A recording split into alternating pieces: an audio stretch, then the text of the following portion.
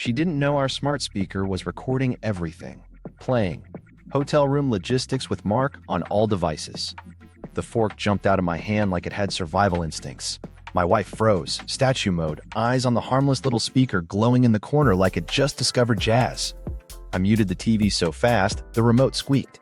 Our whole house is connected. Shared accounts, announce mode, synced calendar, purchase receipts that tattle. If that thing talks, it's not whispering. I smiled like dessert was about to be served and my heart started a NASA countdown. No yelling, not my style. We document, we archive. Then we deliver public, polite chaos with jokes sharp enough to butter toast. The Tuesday that blinked first. Tuesday night. Leftover enchiladas, reruns, and the calendar pinging in a rhythm too precise to be random. My wife called it Pilates, capital P, lowercase sweat, because she came home with perfect curls and an aura that smelled like eucalyptus and plausible deniability. She set her phone face down like it was bashful, do not disturb glowing like a neon alibi. Her charger was always missing. Her passwords grew like weeds, and somehow we were buying gas at a station 20 miles from any car she drives. I'm a spreadsheet person. Not for work, I do that too, but recreationally. So I had a petty, color-coded, devastatingly funny workbook forming in my head. Column A for Pilates, column B for curls too bouncy to be legal, column C for hotel point spike, in a conditional format that turned the cell blood orange when the speaker logs hiccuped. Because our smart home archives everything if you know which checkbox to tick. Guess who ticks boxes like it's cardio? She laughed at a joke I didn't tell and reached for the speaker to turn down the volume on its tiny blue halo. Casual. Too casual. The kind of casual you do when you're walking past a cop with a watermelon under your shirt. Long day? I asked. So long, she said, stretching her neck like the day personally offended her. Pilates exploded. Condolences to the reformer. She smiled, thin as a receipt. Do not disturb pulsed. My calendar chimed again. That jaunty little jazz trill we picked when we thought being an organized couple was foreplay. On it. Pilates, 5 to 7 p.m. Tuesdays, Thursdays. No location. Our calendar loves locations. This one was shy. I scraped enchilada crust and nodded like a therapist being paid by the hour. No accusation, no drama, just data. The trick with suspicion is to wear it like a loose shirt. You look relaxed, and you can still run. Money quirks have been popping up like glitches in a retro game. Gas receipts and zip codes we don't visit. A sudden affection for a grocery chain by the freeway hotels.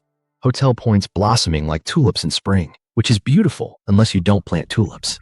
Her phone's location sharing accidentally turned off last month during what I now call the Great Privacy Awakening. And our shopping list developed a taste. Unscented candles, room spray, travel-size dry shampoo. Someone was curating a vibe. I kept my tone light. Funny thing, the speakers have been, nosy. HOA level nosy.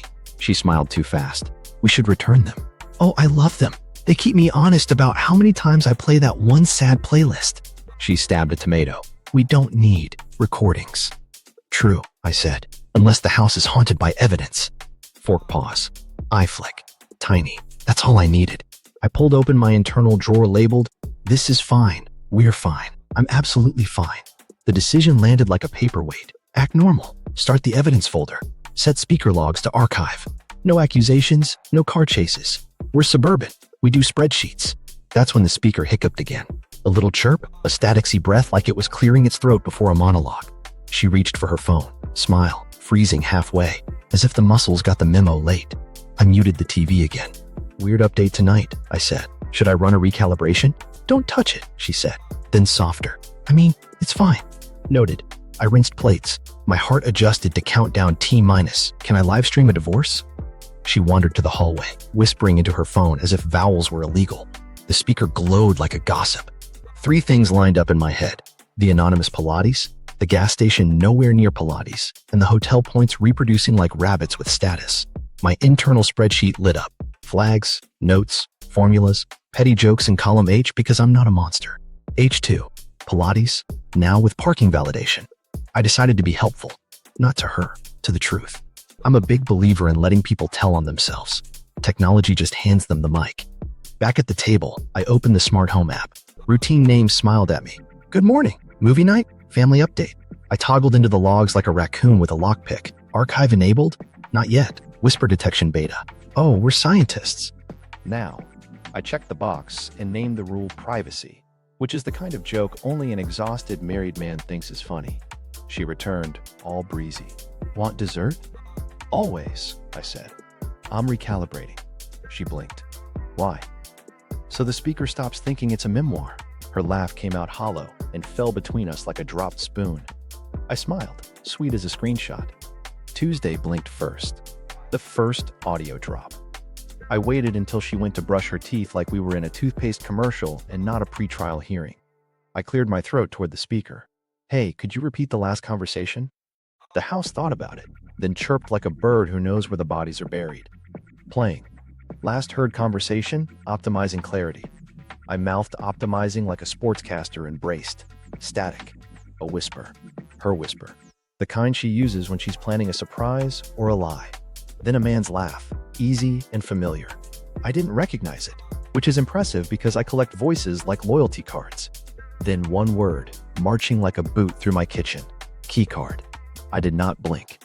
I hit the mental replay button and dropped my best deadpan. Wow, the hotel industry is really investing in community theater. The speaker kept going, a messy collage of muffled hallway, fabric against fabric, a door click. Then her voice, clear as water. Same place. Park behind the dumpster. My fork wanted to faint in solidarity. I nodded like a referee at a children's soccer game.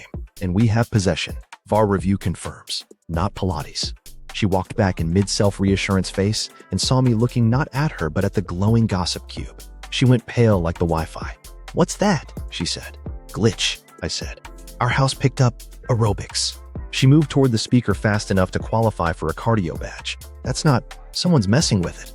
I held up 2 hands. Could be a neighbor or a rogue parrot. A what? Parrots talk. Maybe we've got a Marriott macaw. She did the denial speedrun. Butt dial. Hackers. The app updated wrong. The neighbor's kid is pranking us. Our dishwasher is haunted and learned in English. Every excuse had a frequent flyer number.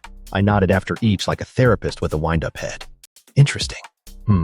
Tell me more about the dishwasher's emotional needs. The speaker chirped again, cheerfully unaware that it had stumbled into a live grenade. Would you like to save this memory? I pressed no like. It owed me money, and then, accidentally on purpose, took a screenshot of the device activity page. Timestamp, room, account. If this played once, it can play again, in every room, with harmony. We should recalibrate, I said, light, pleasant, the human version of a terms and conditions pop-up, for privacy. She swallowed. Why? So we can stop hearing other people's keycards. She laughed, brittle. That was nothing. Totally, I said. Nothing's usually parked behind dumpsters. She pointed at the router like it insulted her shoes. I'm gonna restart the network. Great idea, I said. Let me be IT support. I'll do a full recalibration. Announce mode, multi-room sync, the works. Her smile collapsed like a folding chair. No need. Routine maintenance, I said. I'll even name the routine privacy to honor your great privacy awakening. She folded her arms. You're being controlling. I'm being compliant with the machine that just premiered a trailer. The speaker, bless it, beeped an update completion tone. My phone buzzed with a neat little line of text. Voice archive enabled. Transcription active. Device activity synced. I set my face to mild weather and asked if she wanted tea. She said no like the word had bones in it. Time was running out. For the old us. For my ability to pretend the word keycard belonged to a gym. I kept the jokes flowing lightly, like oxygen. Ratings. 1 star for stealth. Penalties for logistics. Next time, consider not using our shared account to schedule sin. She glared, and I shrugged. Gentle. We're both in the room with the same elephant. I'm just labeling it. She shifted to the it's a misunderstanding leg of the relay. Work mentor. Planning a surprise anniversary thing. The hotel? A conference room. The dumpster? A quirky landmark. I made the universal face for okay, sure, and casually tapped the speaker. Could you repeat the last 30 seconds? The speaker obliged with the loyalty of a golden retriever. Her voice again, soft, intimate. If you get the champagne, I'll bring the keycard. A man's chuckle. You're trouble. She answered, pleased. That's why you like me. I let the silence expand until it needed its own zip code. Then, friendly as a clerk at a returns desk. Okay, so, our neighbor's parrot is drinking and buying hotel amenities? She flinched. Then anger arrived like a fire alarm. You're spying on me. I gestured at the glowing circle, now innocent as a nightlight. It's spying on both of us. I'm just the guy who reads the manuals. She snatched her phone. I'm turning it all off. I opened my app with the speed of a man who labels folders for fun. Already recalibrated, for privacy. Her jaw worked. Mine kept smiling, practiced, patient. I marked the timestamp, added a note to my petty workbook, H3, keycard cameo, dumpster rendezvous, champagne. Consequences of failure. Immediate, public, embarrassing. It wasn't a threat. It was the weather report. Let's fix this tomorrow, I said, gentle. Together. We'll sit down, talk, maybe call support. They can explain how parrots get room service. She stormed down the hall, muttering at a volume the whisper detection probably appreciated. I stood in the kitchen, listening to the walls pretend not to know us. The house had confessed. The rest would follow. I tapped a new routine into life and named it Family Update. Then I set the playback device to all rooms and smiled like dessert had arrived. Reconnaissance with oven mitts. The next morning, I became tech support with the bedside manner of a cardigan. Coffee in one hand, oven mitt on the other, because I kept shocking myself on everything and decided to cosplay safety. Firmware updates? Installed. Device health? Excellent, like a lying report card. I ran routine checks like I was prepping a lunar lander. Whisper detection calibration, room-by-room mic test, wake word sensitivity. You'd think I was tuning a choir, except the altos were Betrayal. For privacy, I said, chirpy, every time I toggle the switch. Archive on all speakers, transcribe on, mask personal data off. She nodded too fast, like agreeing would make the boxes untick themselves. I named the parent routine privacy, just kidding, and the child routine documentation, because if I can't be happy, I can at least be organized. I kept the humor high so I wouldn't accidentally launch into tears or interpretive dance. I joked that our tech was nosier than the HOA. The speaker responded by asking if I wanted to schedule a community notice. Not yet, sweetie, we're foreshadowing. Patterns emerged like stains after the wash. The calendar blocks for Pilates lined up perfectly with late afternoon speaker pings near the hotel geofence. Yes, I said a geofence. Don't judge me, judge the loyalty points. Because my attempt to check phone records was a clean access denied. Banking was masked like a masquerade ball, but the rewards app? A canary that loves to sing. Points charted up and to the right like she'd invested in Ponce de Leon suites. The shared shopping list ratted too. It started requesting unscented candles, room spray, and travel size everything. Our house smells like a diffuser through a tantrum, but apparently the hotel suite needed stealth. I added a fake item, conscience, to see if she'd delete it. Gone in 60 seconds. Try-fail cycles make heroes, or at least make good spreadsheets. I tried pulling location history from her phone, blocked behind a new passcode and a Face ID that somehow only recognized her on days ending in Y. I tried a bank export, masked transactions, bless the financial privacy gods. But our smart devices are stage hogs. Door locks, cameras, speaker presence, they all timestamp like interns. Tuesday, 5:42 p.m., front door unlocked. 5:45, car leaves. 6:07, geofence ping by the hotel access road. 6:10, speaker near lobby announces it heard voices. My humor factory kicked on. Tooltip, Pilates now includes valet. I stayed careful. No wiretap energy, just administrative clickety-clack with receipts. At lunch, I wore my I'm a normal husband face and asked if she wanted tacos this weekend. She said sure, way too bright, like she was acting in a toothpaste ad again. I said I might invite the neighbors to test my new movie night sink. She froze for a half second, then smiled so hard her cheeks filed HR complaints. In fact, I said casually, we should recalibrate announce mode with a family announcement test. Why? So we don't hear any more keycards, I said, butter knife smooth. She sipped water loudly enough to register as a sonic attack. Fine, a test. I scheduled it for Saturday evening. Family update would ping the whole house at 7:15 like a bedtime story. And because I trust no one, including myself, I built a back door. If any speaker went offline or someone yanked the router like a lawnmower, my phone would trigger a backup broadcast over cellular. It's not paranoia if the automation rule fires. A new discovery slid in sideways. The car's GPS had favorites I didn't set. A saved pin called Jim, but it was a frontage road behind 3 hotels and a dentist. I renamed it Pilates, then laughed until the laugh did that breaking thing. My hands shook in little aftershocks. The oven mitt stayed on. I kept dropping micro jokes to keep the air breathable. To the fridge, if you squeal, blink twice. To the dog, buddy, if you see a man named Mark, ask for his loyalty number. The dog sneezed like a witness refusing to cooperate. Then, a sweet, damning symmetry, the calendar. Added a new block for Thursday, Pilates, 2 hours, note field empty. At exactly the same moment, the speaker in our guest room logged a nearby device handshake from a phone named M's AirPods. I didn't even know AirPods had the gall to flirt with furniture. I screenshotted, color-coded, and labeled the proof like it was going in a museum. Exhibit D, dumpster date drift. By afternoon, I had a working model. Their timeline clicked like gears. My jokes softened the edges. She claimed reformer class. He claimed mentoring. The hotel claimed my patience. I tested the house one last time. Announce mode, multi-room sync, volume normalization at an oops you heard that, 7. I pre-recorded a polite intro. This is a test of the family update system. What came after would be curated, clipped, technically accurate, and monetizable safe, like pain in a tuxedo. That evening, she floated around me, extra affectionate, like she'd found a personality coupon. Compliments I hadn't earned, a sudden suggestion of date night, a gift card for the burger place I like. I smiled and said, "Romance? Must be Mercury in retrobay." She laughed, then checked the router like it might confess. I still wanted a reason not to press play. I waited for it. Silence. The neighbor texted about bringing brownies Saturday. I replied with a thumbs up and set my speakers to listen. The house waited with me, quiet as a held breath. The calm before the public service announcement. By Friday, the house and I were co-conspirators. I staged innocence like a community theater production of Normal Marriage. I planned taco night. Soft shells, hard shells, guac like diplomacy. I texted the neighbors, testing my movie night speaker sync, swing by Saturday. Bring your opinions and elastic waistbands. They sent a thumbs up and a gif of popcorn like they'd sensed a plot twist and RSVP'd to Karma. She started overcompensating so hard I could have invoiced her for whiplash. Compliments appeared like confetti. New cologne showed up on my dresser, as if scent could fog a spreadsheet. "We should do date night," she said brightly, eyes scanning for surveillance lasers. "Pick anywhere. Surprise me," I said, gentle. "Just maybe not behind a dumpster." She didn't blink, which I respect as a sport.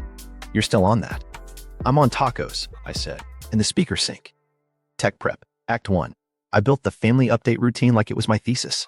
Announce mode armed, multi-room sync tuned so every syllable hit every wall at once. Volume normalization set to polite but firm. I recorded a crisp intro. This is a test of the family update system. Then I slotted in my curated clips. Short, undeniable, monetization safe. No profanity, no anatomy, just logistics with jazz hands. I added a rule set called backup broadcast. If any speaker goes offline, if the router takes a mysterious nap, if the power accidentally trips, my phone takes over and broadcasts over cellular. I was not losing to a surge protector. For dessert, I set a silent alert to ping me if she changed any device settings. If she sneezed near a smart plug, I'd know. She floated in with a gift bag. "Thought you could use a new hoodie." I pulled out fabric softer than guilt. "Wow, where'd you get it?" The mall." The receipt, bless it, peeped out. "Hotel boutique." I tucked it back like a baby bird. "Nice." I kept my tone airy. Humor is my oxygen tank. Romance, gifts, surprise date night. Must be Mercury in retrobay, or you're trying to bribe the judge. She smiled too hard. "You're being dramatic." "Never. I saved the drama for calibrated audio." I tested movie night with a harmless trailer. Speakers fired in perfect harmony, like a barbershop quartet that gossips. I pretended to adjust a setting and instead dropped my family update routine onto a Saturday 7:15 timer with a discrete countdown visible only to me. I'd given myself a big red button on my phone labeled Polite Chaos because branding matters. Emotions snuck up in the quiet moments. I found myself standing in the pantry staring at a jar of salsa like it owed me answers. I still wanted a reason not to press play. A confession, a stumble, a human sentence. I would have taken anything real. The house hummed. She scrolled. Silence put its arm around me like a bad friend. I invited the neighbors with an extra slice of innocence. "We're testing spatial audio," I texted. "Tacos at 6:30, a 2-minute speaker test at 7:15, then movie vibes." They replied, "We're in." "Should we bring brownies or unbiased judgment?" I said, "Both." The speaker lit up as if it appreciated RSVP etiquette. She upped the kindness, brought home a candle labeled Driftwood Apology, placed her hand on my shoulder, thumb tracing circles, the kind you give to someone you want to keep sleepy. "You seem stressed," she murmured. "Just excited about speaker calibration," I said. "It's my Super Bowl." She laughed and watched my phone like it might confess to a priest. I kept the oven mitt on the counter as a joke to myself. Safety theater for a house on fire. Saturday arrived with that suburban peace that feels staged. I chopped, she plated, we performed. The neighbor couple showed up with brownies so dense they bent light. I poured sodas and said, "Tonight's agenda, tacos, a very boring audio test, then a movie so bad it becomes good." She hovered around the router like a hawk with a diploma. I breezed by humming, slipped a tiny, battery-backed hotspot under the console, and gave it a name only I would love. My marriage's insurance policy. We ate. We complimented the salsa. I made safe jokes. "Did you know the HOA has a position on cilantro?" The neighbor laughed and asked about my new movie night routine. I kept it light. It's mostly me making the house say shoo to itself. She touched my arm. Do we have to do the announcement? 2 minutes, I said. If I don't test, the system might glitch during actual movie night. Imagine hearing a Target ad from 2017 in the middle of a car chase. The neighbor wife toasted. To testing. Her husband added. To tacos. I lifted my glass. To transparency. She coughed. Technical check? Final round? Speakers online? Yes. Subwoofers polite? Surprisingly. Backup broadcast armed? Armed and reading its will. Timer set for 7:15? Bright as a sunrise. At 7:05, she started gently sabotaging. We should start the movie. Or dessert now. Or maybe we do the test later? I tilted my head. Later sounds like never, and never breaks my tiny calibrator heart. We're all here for tacos, she insisted. Exactly, I said. Real-world conditions. She shot me a look that could sand wood. I handed her a plate of brownies like a peace treaty. My phone buzzed a minute till ping. I smiled at the room, at the dog, at the speaker's patient glow. The house held its breath with me. I gave the polite intro one last polish in my head, then let my thumb hover over the button I'd built for this single, simple promise. The truth, delivered in surround.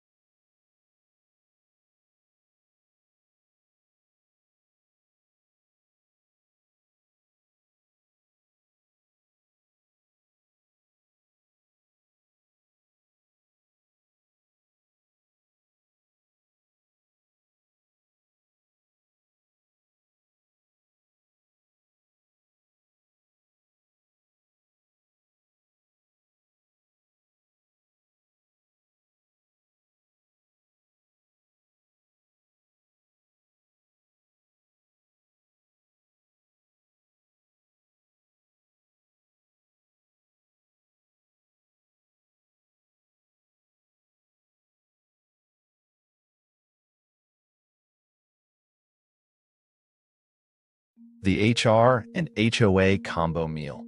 Morning wore a tie and smelled like printer ink. I sat at the table with coffee and drafted my politest storm. Subject: policy compliance questions. Body: good morning. Seeking clarification on off-site supervisor-employee meetings, after-hours expectations, and device policy. Our personal smart system incidentally archived ambiguous audio, attaching timestamps for context.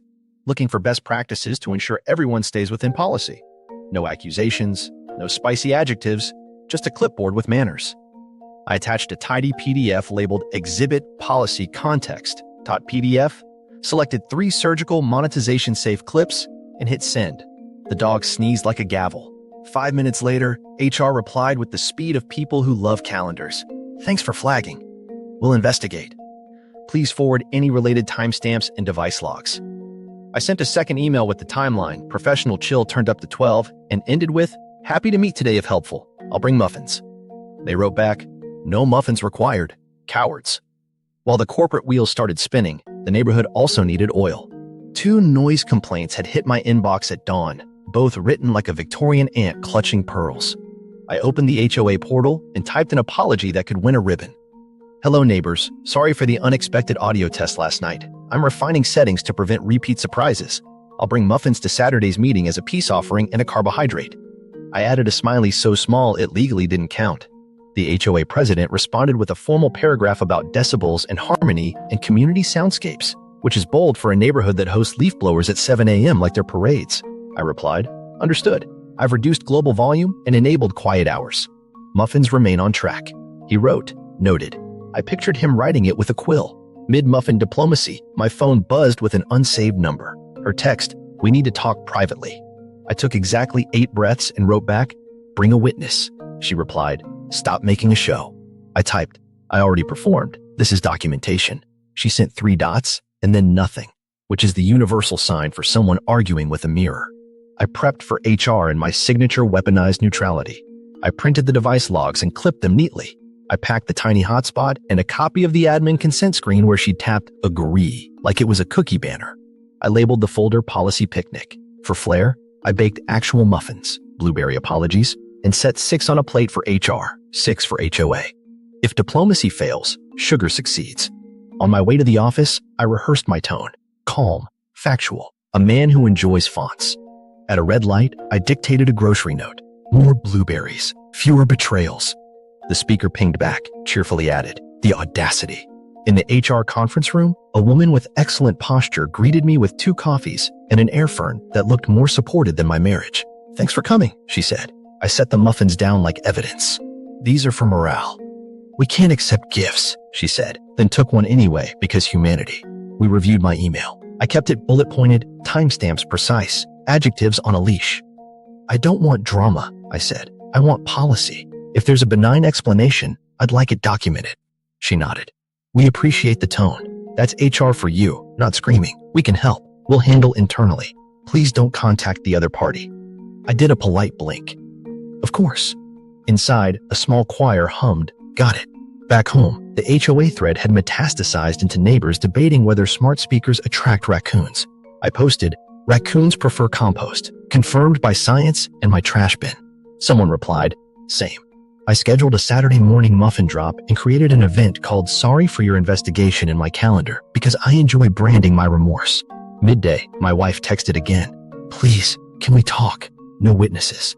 I answered, tomorrow, living room, 6 p.m. Your sister, my cousin, 2 chairs, 1 notary level vibe. She sent, you're impossible. I wrote, I'm measurable. HR pinged, we'll be in touch. Do not delete anything. I replied, all data retained, chain of custody intact. Then I walked to the kitchen and laughed into a dish towel like a man letting steam out the side. The dog cocked his head. I knelt. Buddy, we're doing adult chores. HR on one side, HOA on the other. It's a combo meal. He licked my nose, which I took as union solidarity. By late afternoon, my inbox resembled a town hall. One neighbor DM'd, you good? I wrote back, define good. She sent a heart and a recipe for stress brownies, which was both tender and actionable. I forwarded HR one more clean list of times, then prepped the living room for tomorrow's tribunal. Chairs aligned, speaker unplugged from drama mode, tissues staged, humor sharpened butt. Sheathed. At sunset, my wife tried a final angle. Delete the clips and we can talk. I stared at the message until the letters looked tired. We'll talk because of the clips, I typed. Not instead of them. She sent, You're ruining us. I wrote, I recorded us.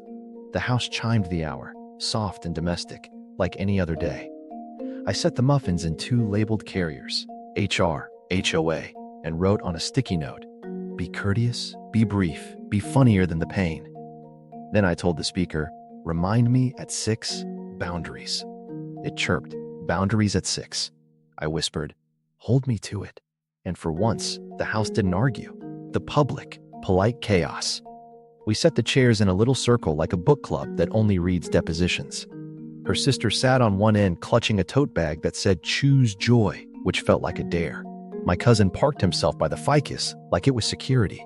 The neighbors took the love seat, brownies between them like Switzerland. The speaker sat on the console, halo dim, a smug librarian pretending innocence. I opened with my calm voice, the one I saved for tax season and haunted appliances. Thanks for coming. We're going to listen first, then decide boundaries. No yelling. If you need to yell, you can yell into a pillow labeled process. Her sister bristled. This is family, not a tribunal. Cool, I said. Then we'll do family with agendas. I lifted my phone and set its screen down. I'll keep it short. My wife took a breath you could measure in yards. He ambushed me in front of neighbors. He's twisting things. He's been spying. The speaker, apparently enrolled in improv, lit up mid-sentence. Memory lane mix, room 614.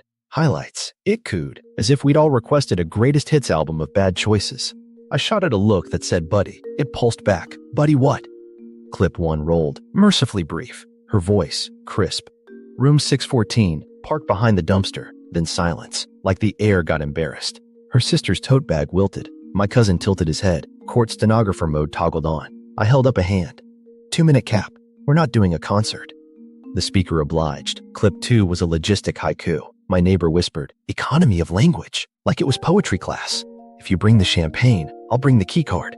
Her sister blurted, That could be anything. I nodded. It could be. Which is why we're listening first.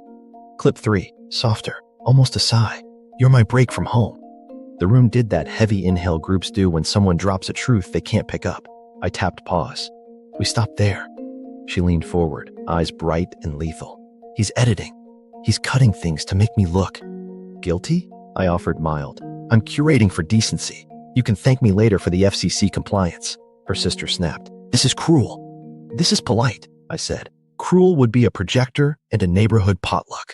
Laughter slipped around the edges, the kind that lets oxygen back in. My cousin raised a finger. Boundary proposals after the facts? I nodded. Processes soothe me. I'm not ashamed. I invited her to speak. Say whatever you want. I won't cut you off. She launched into narrative like she'd rehearsed. Mentor, office politics, work stress, a need for privacy, a tiny tear at the corner of one eye that didn't fall because gravity has standards. I listened. I asked one question at a time. Why blocked contact? Why hotel points? Why the word dumpster? We moved through it like a museum of explanations. There were exhibits, there were plaques, there was no gift shop. Halfway through, the speaker decided it was a DJ and tried to cue another highlight. I palmed the remote. We're not doing encores. It dimmed like a chastened candle. I kept humor on a low flame, enough to keep the room from icing. I appreciate the professionalism of choosing a number divisible by 2, I said, when she mentioned Tuesday/Thursday. Symmetry matters. My cousin coughed into a grin. Her sister glared at me so hard my ancestors apologized. Decision time arrived like a mix of dread and relief. I stacked it in simple, breathable sentences. Guest room remains for now. A temporary separation to unspool this. We return devices purchased under my account. We lock shared finances to essential spend.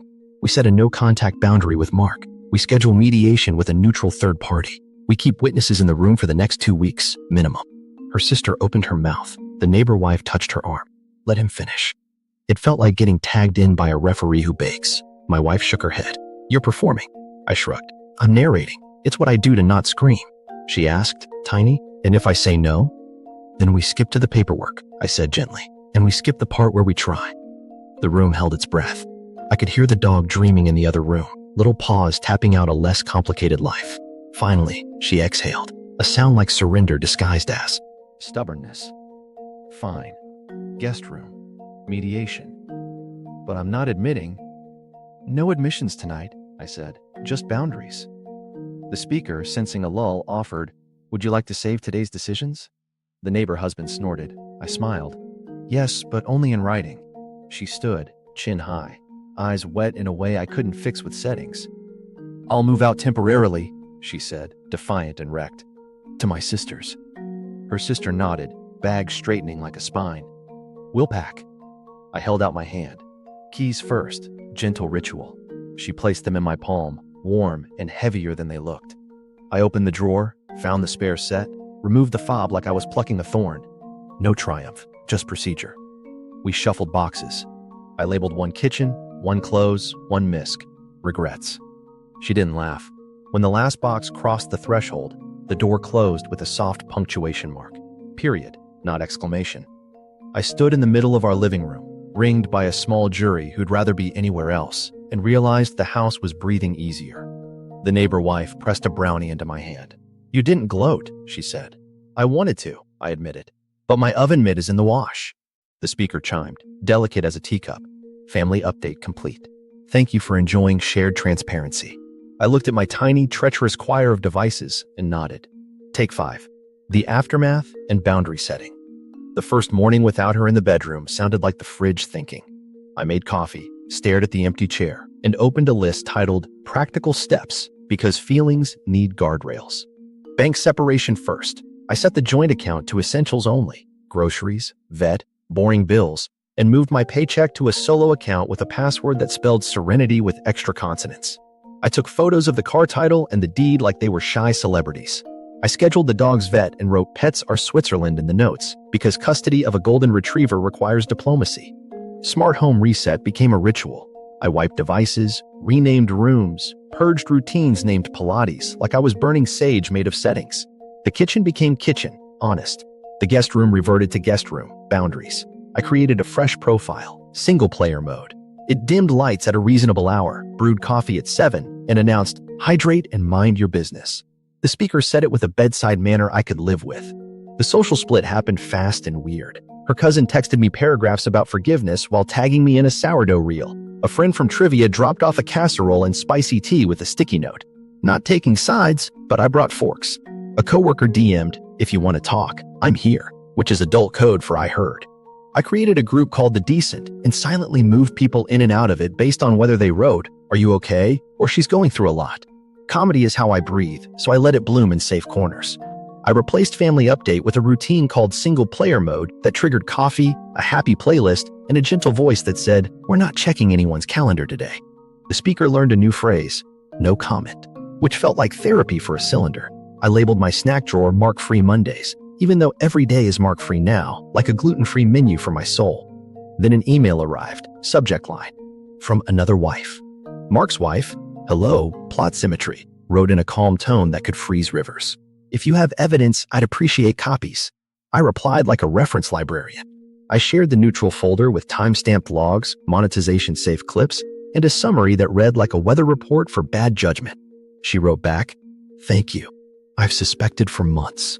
Then, 5 minutes later, "You are kinder than I would be." I typed, "Organization is my revenge," and she sent a single amen. Satisfying justice doesn't arrive with trumpets. It shows up as emails with subject lines like "Update," her HR suspension pending investigation, his, demoted, reassigned, stripped of managers, and a mandatory training with a name that should be obvious without a training.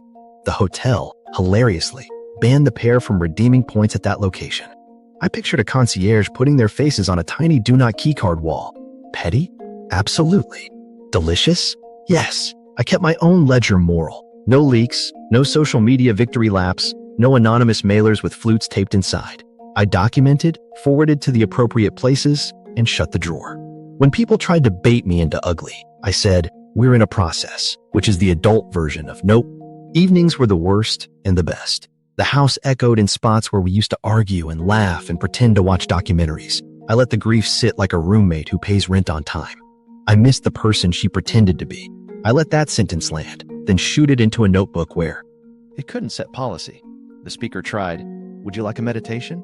I said yes, but none with ocean waves. I'm mad at romance. Neighbors kept showing up with casseroles shaped like sympathy. The HOA president accepted my muffins with a nod that said, "We still have a decibel agenda." I set quiet hours and told the system, no more surprise symphonies. The house agreed. I found unexpected allies everywhere. The barista who'd seen us together slid me a free extra shot and whispered, "You're handling this like a spreadsheet with feelings." Her phrasing made me laugh in that hiccup way. My running shoes came out of retirement, and the sidewalk listened without offering advice. I bought a pan that doesn't stick. Small wins stuck. I rewrote routines like I was planting new furniture. Mark-free Mondays brewed coffee and played brass band Joy at 8 a.m. Tuesday at 5 p.m. triggered therapy prep. Lights warm, notes open. You can cry. Hardwood is sealed. Friday at 6 played a playlist called Whole Kitchen Dancing, and I actually danced poorly, with the dog judging my footwork. Then Mark's text arrived from a number that thought it was unknown. Man to man, it began, and I closed it faster than a drawer holding a raccoon. I did not reply. I archived it with a label, Compost. The speaker, sensing my restraint, asked, "Would you like to block this contact?" I smiled. Already done. The little halo pulsed like a fist bump. Before bed, I stood in the living room and listened to the quiet. The house breathed easy, not because it was happy, but because it wasn't lying. The speaker chirped, playing, moving on, in every room, and for once, it didn't feel smug. It felt like a roommate who finally learned when to whisper. I wrote my mediation statement with a razor and a lullaby. Facts, not daggers. Costs, not curses. Boundaries, not barbs. I slid the paper into a folder labeled Courtesy with Teeth. The dog sighed. I exhaled. The house dimmed to a soft, honest dark. The mediation mic drop. Conference room neutrality smells like carpet glue and compromise. The mediator introduced herself with the voice of a public radio pledge drive. Calm, hopeful, mildly caffeinated. 2 lawyers, 2 coffees, 1 fern, judging all of us. I set my folder down, labeled Courtesy with Teeth, and sat like a man who trusts chairs more than people. She arrived with her lawyer and a look that said, "I'm only here to win." I gave her a small nod that meant I'm only here to finish. The mediator folded her hands. "We'll start with brief statements." I went first because of course I did. "Facts, timestamps, financials," I said. "I'm not here to scalp. I'm here to sort. I prefer receipts to adjectives." Her lawyer smiled like a cat in a bow tie. I slid a pared-down timeline across the table. 5 pages, merciful margins, 0 dumpster jokes. Devices were archived with consent, logs preserved. No social media, no leaks, no vandalism. I brought muffins for HR, but they declined. I will not make that mistake here. Her lawyer tried the classic opener. "Our position is that my client experienced a controlling environment." I raised a finger, gentle as a librarian. "We can debate adjectives, but we can't debate button taps." I passed over a single screenshot, consent screen, her thumb's tiny kingdom of approval. The mediator glanced, made a neat check mark. Her lawyer pivoted to privacy. I slid a policy document from the speaker company explaining voice archives like it's bedtime for toddlers. "We're not in spy novel territory," I said. "We're in firmware." My jokes were tucked but ready, like a pocket square with a blade. Her lawyer tried to escalate. I de-escalated with bullet points. Expenses, fair split. Assets, documented. Devices, returned or reset. Boundaries, enforceable with paper and a board notary. I sipped water like it had a degree. Then came the attempt to paint me as a grand puppeteer of humiliation. He broadcasted private audio to neighbors. The mediator looked at me. I nodded. A curated test, monetization safe, time to interrupt denial. It was petty. It was also the only way to get out of the rhetorical fog. I accept the consequence label, impolite, not illegal. The fern seemed to approve, which is a sentence I never thought I'd say. We were circling the same patch of carpet, so I unclasped the bag at my feet and placed a small cylindrical friend on the table. The mediator frowned. "No recordings today," she said. "We keep this room clean." "Agreed," I said. "The speaker's just here as a prop, like a tiny guilt-scented bonsai." I pressed no buttons. I didn't have to. I slid a USB drive across instead. 20 seconds, I told the room. No profanity, no nouns that embarrass sponsors, just context. Her lawyer began to object, then saw the mediator's hand. 20 seconds is mercy in arbitration years. I nodded to the fern, because I'm losing my mind with manners, and hit play on the laptop. Her voice filled the room, small and out. Devastatingly confident. Book room 614 again, same time. I paused there. No more, no less. The room went museum quiet. Her lawyer coughed. The mediator wrote something, probably the word again in a font called consequence. My wife stared at the table like it had a trap door. "Edited," she said, brittle. "Curated," I corrected. "As is my right, as the involuntary archivist of this plot." I leaned in, voice steady as a spreadsheet. Here's my settlement outline. Fair split of marital assets. No spousal support either way. Devices returned or wiped under neutral supervision. I won't publish anything, and I'll sign an NDA that prohibits me from releasing or implying the content of any audio outside legal obligations. In exchange, you agree to no contact with Mark, no interference with HR's process, and you sign the same NDA. We both sign a mutual non-disparagement that includes subtweets, vague booking, and interpretive dance. Her lawyer blinked. Interpretive dance? I've seen Facebook, I said. People get creative. Numbers went back and forth like polite dodgeballs. I didn't flinch. I wanted clean, not clever. We set dates. Device handover Friday. Financial accounts audited by a neutral mediation follow-up in 30 days. I watched her deflate like a parade balloon that saw a pine tree. She signed first, pen scratching like a cricket. I signed second, thinking of blueberry muffins cooling in an HR break room that pretends it didn't eat them. When the last page slid under the fern's shadow, she whispered, not looking up, "You didn't have to humiliate me." It wasn't a plea, it was a dent. I folded my copy, corners aligned, breathing even. I didn't want to. I wanted you to stop lying while standing in our kitchen, using our electricity, and tapping our shared calendar like a percussion instrument. I let the sentence sit down and behave. I chose polite, public boundaries because private ones were confetti. She looked like she might throw the pen, then looked at the mediator and decided to breathe instead. "We're done?" she asked, to the room, to me, to the fern. "We're in process," I said, "but the loud part is over." We filed paperwork. The mediator gave the neutral nod of a person who just watched a soft disaster land upright. Outside the conference room, the hall smelled like stale coffee and the relief of completed forms. I tucked the USB back into its sleeve like a stinger I never want to use again, and I told the speaker in the bag, soft enough to embarrass us both, "We're off duty." It chimed once, mercifully on mute. Reclaiming the house, rewriting the routines. I drove home from mediation with a bag of forms and the quiet kind of relief you don't clap for. The house met me like a dog that's learned not to jump. "We're gonna clean," I told it, as if it had secrets tucked under the baseboards. Reset ritual day one. I factory wiped every device like I was exercising a polite demon. I renamed rooms with truth baked in. Kitchen, honest. Living room, no announcements. Bedroom, actual sleep. Guest room, keys required.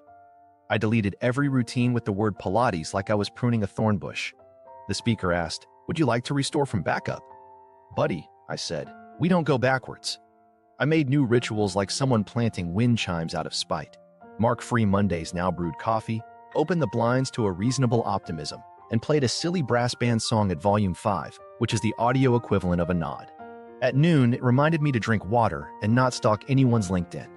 At 5, it dimmed the kitchen to soup-making light and triggered a playlist called Floor is Lava, because I'm not above tricking myself into moving. Neighbors tested the new vibe with trivia night invites. I said yes to the first one that didn't require me to remember Roman emperors. I laughed badly at a movie question, and the room applauded like I'd recovered a sense of humor behind a couch cushion. My phone stayed in my pocket, sulking, a retired detective. I bought a pan that doesn't stick. Small wins stuck. I ran without timing myself, came back red and alive, and let the shower rinse off a layer of courtroom air. I hung the oven mitt on a hook as art, a reminder that I've survived worse zaps. The dog learned a new trick. When I say boundaries, he lies down with dramatic flair. Useful? No. Therapeutic? Absolutely. An email blinked from HR final outcomes. She accepted a role change. He was demoted 2 rungs and moved to a different building where the lobby art looks like consequences. The hotel updated its terms. No points for Pilates? I forwarded nothing to no one. Sometimes justice tastes best when you eat it in your kitchen with a fork and no audience. Mark texted one more time from a burner number, which is adorable in a middle school way. "Can we talk?" it asked, like my life is a suggestion box. I held the phone like a grenade made of insecurity, then tapped block. The speaker chimed, contact silenced. "File him under lessons," I said, and compost. Therapy day got a routine called grown-up hour. At 4, the house set warm light, put a box of tissues within reach, and cued a mantra. We do facts, we do feelings, we don't do flutes. My therapist, patient as a tree, asked how the humor helps. "It's my air," I said. "I'll drown without it." He nodded and wrote something that probably says, "Keep the jokes, remove the knives." I opened closets and found echoes. I boxed the sentimental things without throwing a parade for them. Our wedding album went on a high shelf. The framed photo where the dog stole a napkin from the picnic stayed on the mantle because he committed to the bit, and I respect that. I kept a drawer labeled "Maybe Later," emotional layaway. Community kept knocking. The neighbor wife texted, "Game night? I brought chips and lost gloriously at a card game where everyone shouts fruit. Losing felt like hitting reset on a machine that used to whine. I walked home under streetlights that don't care about memory and told the house, we're okay. It answered by turning on the porch light like a head nod. One evening, after dishes, I found the folder labeled Archive. The knife I hung in Act 1 sat there, sharp and sleeping. I didn't open it. I locked it. I passworded it with a sentence only the better version of me knows. Some proof belongs to the past. Today doesn't need to bleed for yesterday. The next morning, the speaker tried a new greeting I'd written for it, playing, moving on, in every room. It didn't sound smug. It sounded like someone closing windows before a storm. I brewed coffee, scrambled eggs like a person who eats breakfast on purpose, and whispered to the dog, we're building a boring good life. He wagged like I'd promised stock options. On a whim, I renamed the Wi-Fi, courtesy with teeth. The password, no flutes, no fables.